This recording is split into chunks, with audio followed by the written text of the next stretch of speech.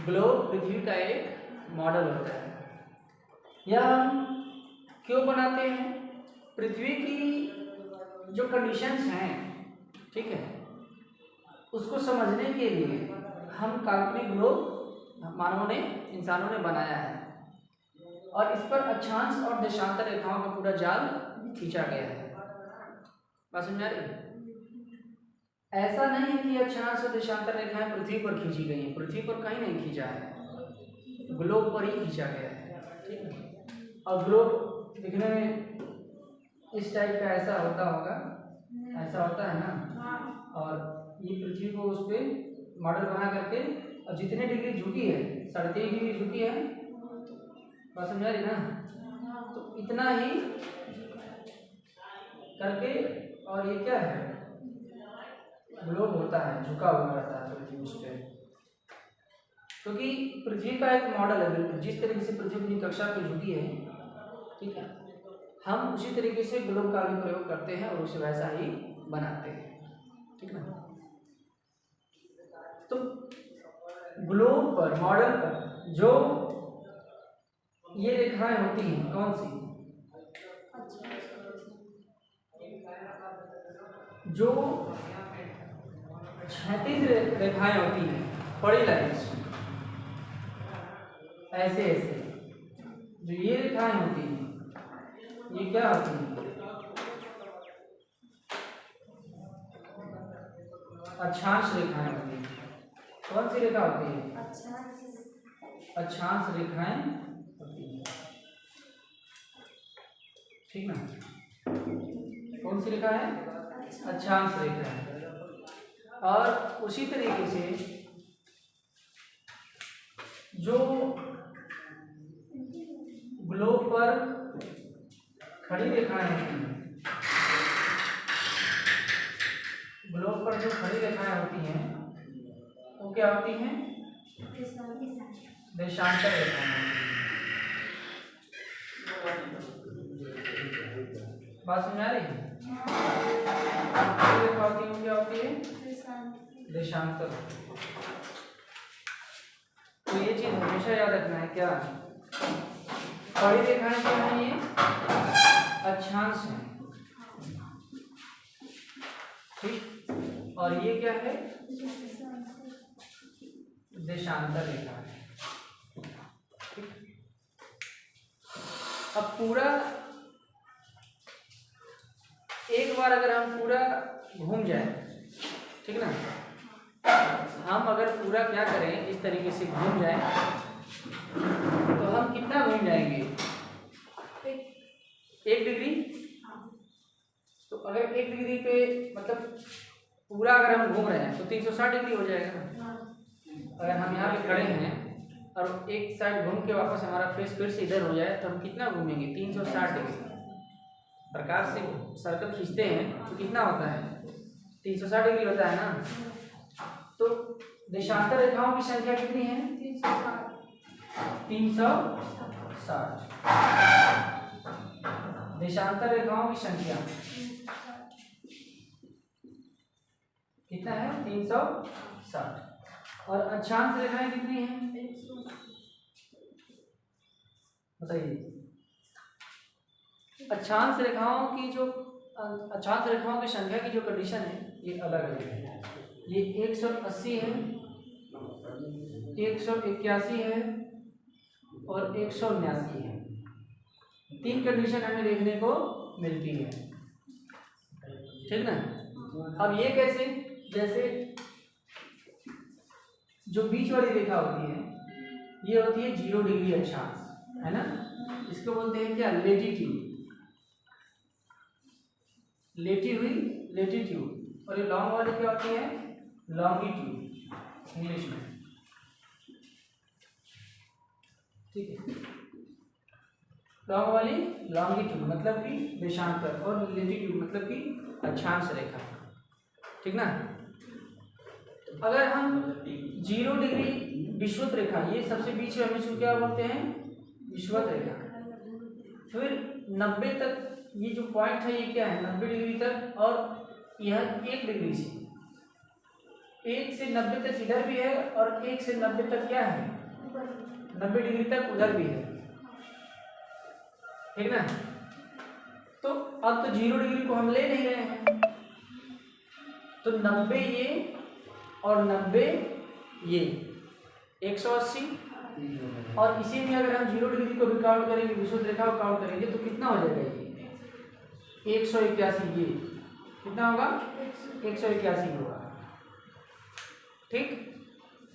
अगर हम विषुवत रेखा को काउंट करते हैं और कहते हैं कि पूरी अक्षांश रेखाएं कितनी हैं, तो हम ये 90 वाला और ये 90 वाला छोड़ देते हैं, ठीक ना। तो क्योंकि जब ये गोल पॉइंट आ जाता है तो यह 90 डिग्री जो है ये कोई रेखा नहीं है, वास्तव में एक बिंदु है सिर्फ, क्या है 90 डिग्री नीचे और 90 डिग्री ऊपर, क्योंकि चारों तरफ से आगे चिपक जाता है ना, तो यह एक बिंदु होता है, रेखा कोई नहीं होता।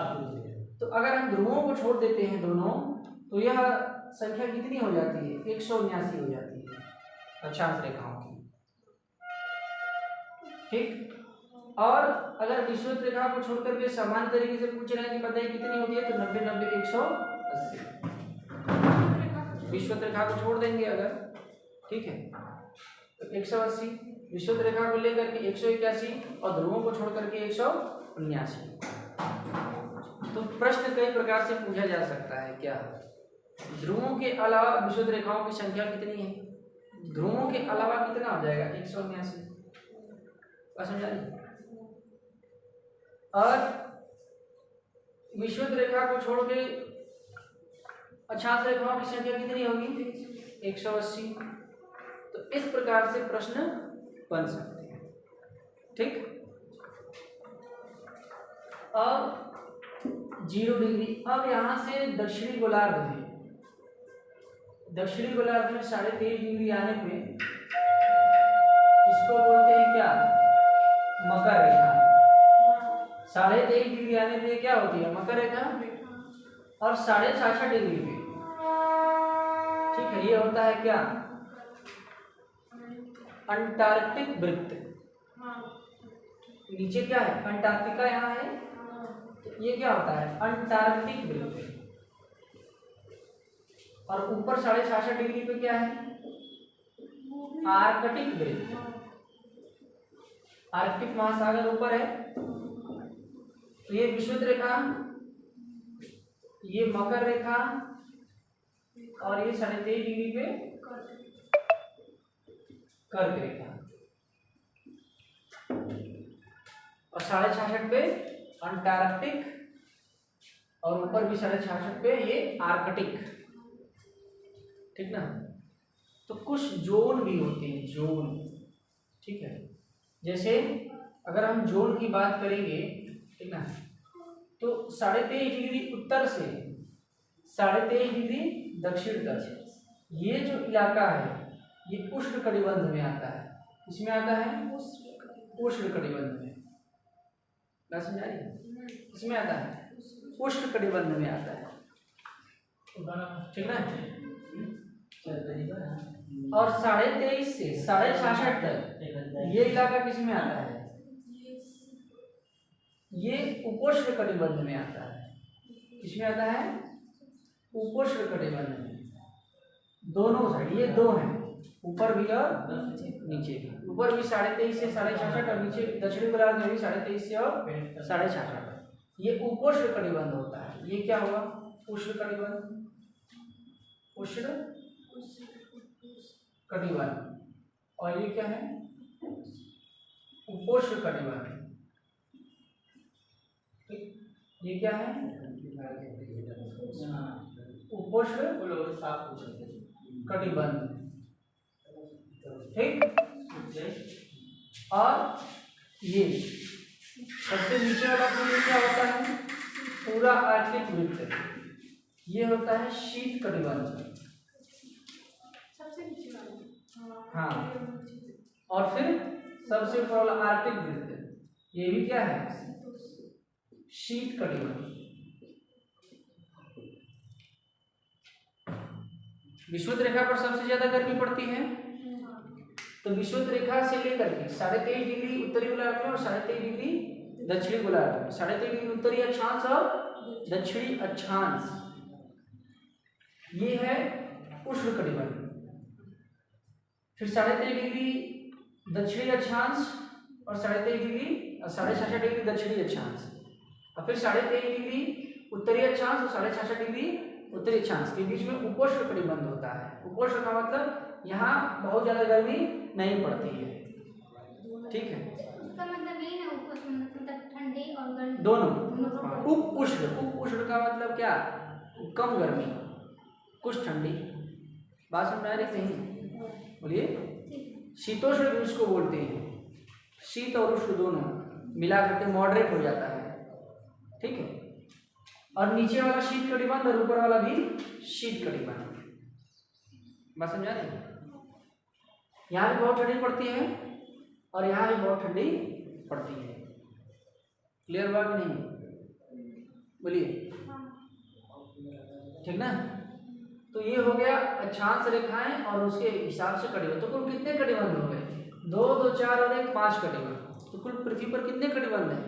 5 कटिबंध। 1 उष्ण कटिबंध, 2 उपोष्ण कटिबंध और 2 शीत कटिबंध।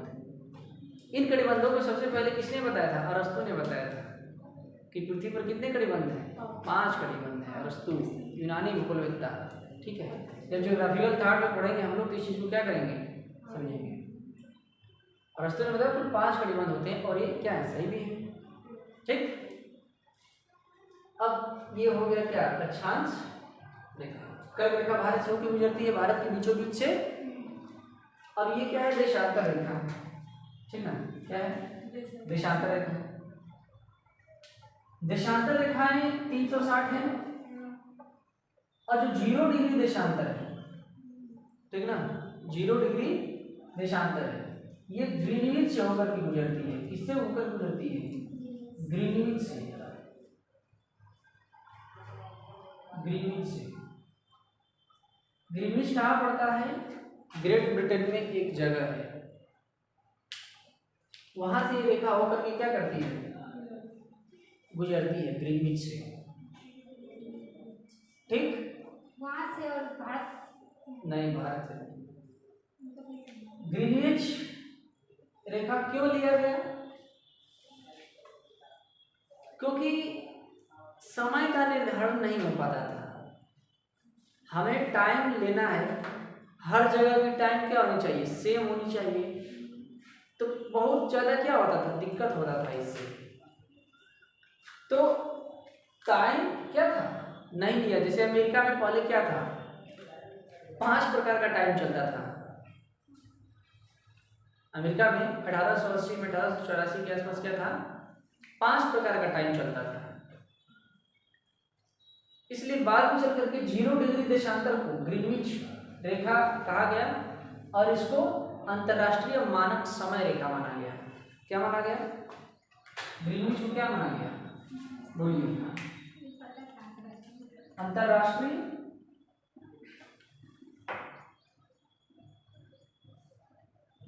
मानक समय रेखा माना गया। किसको? 0 डिग्री देशांतर को। और इसी रेखा से सभी देश अपना अपना टाइम जोन निर्धारित करते हैं।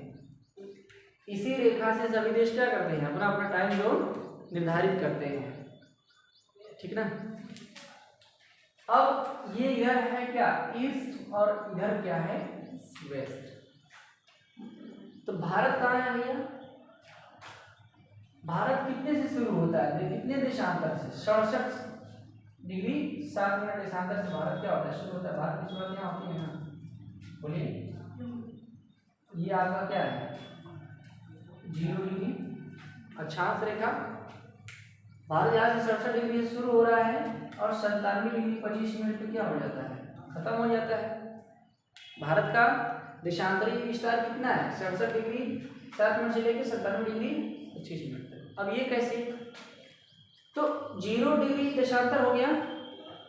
यहां से जब चलेंगे 1, 2, 3, तो ऐसे काउंट करते करते जब 67 पे पहुंचेंगे तो वहां से भारत शुरू होता है। और 97 पहुंच जाएंगे तो भारत का आखिरी छोर अरुणाचल प्रदेश खत्म हो जाता है। बात समझ में आ गई? ठीक ना? तो इस तरीके से तो भारत में या किसी भी देश में वहाँ का टाइम जोन, अगर देश छोटा है तो सबसे बीच वाली रेखा को लिया जाता है। तो भारत में जो टाइम जोन है तो यहाँ से रेखा गुजरती है कौन? 82.5 डिग्री। भारत की क्या है? मानक समय रेखा है। 82.5 डिग्री क्या? पूर्वी देशांतर, पूरा बोलेंगे इस, ठीक ना, पूर्वी देशांतर, पश्चिमी नहीं। जब इधर आ जाएंगे पश्चिम की देश होगी तो पश्चिम होगा, ठीक ना। तो 82.5 डिग्री पूर्वी देशांतर भारत की मानक समय रेखा है, जो इलाहाबाद के नैनी से गुजरती है।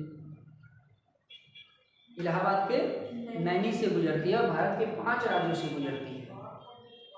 ठीक, कर्क रेखा कितने राज्यों से गुजरती है? ये वाली 8 राज्यों से। ठीक है, भारत का भूगोल जब हम पढ़ेंगे तो इसको और डिटेल में जानेंगे। ध्यान से जान लीजिए, 8 राज्यों से क्या करती है? कर्क रेखा गुजरती है। और मानक समय रेखा भारत के कितने राज्यों से गुजरती है? 5 राज्यों से, ठीक ना। जो देश बड़े होते हैं जैसे रूस क्षेत्रफल में दुनिया का सबसे बड़ा देश है। तो रूस अगर ऐसे है, रूस में पता है 11 समय रेखाएं हैं। रूस में कितनी समय रेखाएं? 11। मतलब रूस में आप चलेंगे, अगर रूस के इस भाग से इस भाग तक जाएंगे, ठीक ना, तो आपको 11 बार अपनी घड़ी का टाइम सेट करना पड़ेगा, क्योंकि बहुत बड़ा देश है ना। बात समझाई कि नहीं? और हमारे यहाँ क्या है, बीच वाले हम ले लेते हैं तो 67 से 97 लगभग 30 डिग्री का अंतर आया कि नहीं आया? 30 डिग्री का अंतर आया। 67 से 97 30 डिग्री का अंतर हो रहा है ना। तो बीचों बीच 82 डिग्री तो क्या कर रही है रेखा? जा रही है। तो इधर भी 15 डिग्री बचा और इधर भी 15 डिग्री बचा, ठीक ना। तो 1 घंटे में पृथ्वी 15 डिग्री जब पृथ्वी घूर्णन करती है तो 1 घंटे में 15 डिग्री चलती है। बात समझ आ रही है? तो 30 डिग्री चलने के लिए कितना घंटा लेगी? 2 घंटा। और पश्चिम से पूर्व घूम रही है, तो सूर्योदय सबसे पहले क्या होगा? यहाँ पे होगा अरुणाचल प्रदेश में। ऐसे ऐसे घूम, पश्चिम से पूर्व जा रही है, ऐसे घूम रही है, तो सबसे पहले अरुणाचल प्रदेश पृथ्वी के सामने आएगा। तो अगर अरुणाचल प्रदेश में 6 बजे क्या हो रहा है? सुबह 6 बजे सुबह में सूर्योदय हो रहा है, सूर्य निकल रहा है। तो गुजरात में इस छोर पे सूर्य कितने बजे निकलेगा? 8 बजे, 2 घंटे बाद। 30 डिग्री का डिफरेंस है ना। तो अगर सूर्य अरुणाचल प्रदेश के सबसे प्रारंभिक छोर पे इधर इस साइड पूर्व में 6 बजे सूर्योदय हो रहा है, तो गुजरात में कितने बजे सूर्योदय होगा? 8 बजे। ठीक है, बात समझ आ रही है नहीं आ रही है? क्योंकि 15 डिग्री चलने में 1 घंटा पृथ्वी ले रही है, घूमने में कितना घंटा? 1 घंटा। तो 67 और 98 में डिफरेंस कितना हुआ? 30 डिग्री का। तो यहाँ से यहाँ पहुँचने में 30 डिग्री चलेगा ना, तो कुल कितना लगेगा? 2 घंटा। बात समझ आ गया? तो सूर्योदय अगर अरुणाचल प्रदेश में सुबह 6 बजे होता है तो गुजरात में कितना होगा? सुबह 8 बजे। टाइम का डिफरेंस है, भोर सुबह और रात होने का नहीं। बात समझ में आ रही है? ऐसा नहीं है कि 8 बजे गुजरात में बहुत घाम हो जाएगा, धूप हो जाएगा, ऐसा मत समझना। बस समय 8 बज जाएगा। तो ऐसा होता होगा ना? अरे ऐसा होता है, जब बिल्कुल होता है, ठीक ना। बात समझ आ रही नहीं आ रही है? तो 8 गुजरात में जनरली 8 बजे क्या होता है? सवेरा होता है, ठीक। अरुणाचल प्रदेश में क्या होगा? 6 बजे सुबह हो जाएगी। और शाम में? शाम में भी वैसे ही होगा। और अरुणाचल प्रदेश में 2 घंटा पहले सूर्यास्त हो जाएगा। हाँ उसमें तो चला 4 बजे अंधेरा हो गया, और गुजरात में अंधेरा कब होगा? 6 बजे होगा। ये बात समझ में आ गई? बोलो। हाँ ये चीज़ है, ठीक ना। अब हम लोग पढ़े भैया बीच में, इलाहाबाद हमारे बगल में है, हम लोग पढ़े बीच में 82.5 डिग्री पे। तो अरुणाचल प्रदेश में क्या हो रहा है? सुबह 6 बजे सवेरा हो रहा है। तो हमारे यहाँ कितने बजे होगा? 7 बजे होगा, क्योंकि हमको 15 डिग्री के डिफरेंस पर ही 1 ही घंटा बाद हमारे यहाँ सूर्य क्या हो जाएगा? सूर्योदय हो जाएगा। ये बात समझ में आ रही कि नहीं है? क्लियर है इतना? धीरे धीरे ये सारी चीज़ें क्या हो जाएंगी? क्लियर हो जाएंगी। जो हम चीज़ों को क्या करेंगे समझेंगे। एक और चीज़ समझ लेते हैं, जो अक्षांश रेखाओं के बीच की दूरी होती है ना, ये दूरी, अक्षांश रेखाओं के बीच की दूरी, 2 अक्षांश रेखाओं के बीच की दूरी कितनी है? 111 किलोमीटर होती है। नोट कर लेना इसको। 2 अक्षांश रेखाओं के बीच की दूरी कितनी होती है? 111 किलोमीटर। मतलब 0 डिग्री अगर विषुवत रेखा पर है तो वहां से 111 किलोमीटर चलेंगे इधर, तो नॉर्थ की तरफ 1 डिग्री में पहुंच जाएंगे, और साउथ की तरफ अगर 111 किलोमीटर चलेंगे तो 1 डिग्री पर पहुंच जाएंगे। बात समझ में आ रही नहीं? तो सफेद तो मतलब वही ना होता होगा क्या? 111। हाँ, सब में बराबर बराबर सब में डिफरेंस होता है। और इस वाले में देशांतर रेखाओं में सिर्फ विषुवत रेखा पर सब में बराबर डिफरेंस होता है। बात समझ आ रही है? जैसे जैसे हम ऊपर बढ़ते जाएंगे उत्तरी गोलार्ध की तरफ, ध्रुवों की तरफ, और दक्षिणी गोलार्ध की तरफ जैसे जैसे हम बढ़ते जाएंगे, देशांतर रेखाएं क्या होने लगती हैं? पास में चिपकने लगती हैं, पास में आके सड़ जाती हैं। तो यहाँ जो डिफरेंस होता है भूमध्य रेखा पर, वो 111.32 किलोमीटर का होता है देशांतर रेखाओं के बीच में। देशांतर रेखाओं के बीच में भूमध्य रेखा पर विषुवत रेखा पर कितना डिफरेंस होता है? 111.32 किलोमीटर का। और जैसे जैसे हम ऊपर बढ़ेंगे नीचे बढ़ेंगे, देखो विषुवत रेखाएं आकर क्या होंगी? सड़क। अब जितनी यहाँ की दूरी है उतनी दूरी यहाँ की है नहीं है। 180 डिग्री देशांतर रेखा को अंतरराष्ट्रीय तिथि रेखा कहते हैं। क्या बोलते हैं? तिथि रेखा, अंतरराष्ट्रीय तिथि रेखा कहते हैं। 180 डिग्री पूर्वी देशांतर, ईस्ट देशांतर क्या बोलते हैं? अंतरराष्ट्रीय तिथि रेखा। अच्छा ये बताइए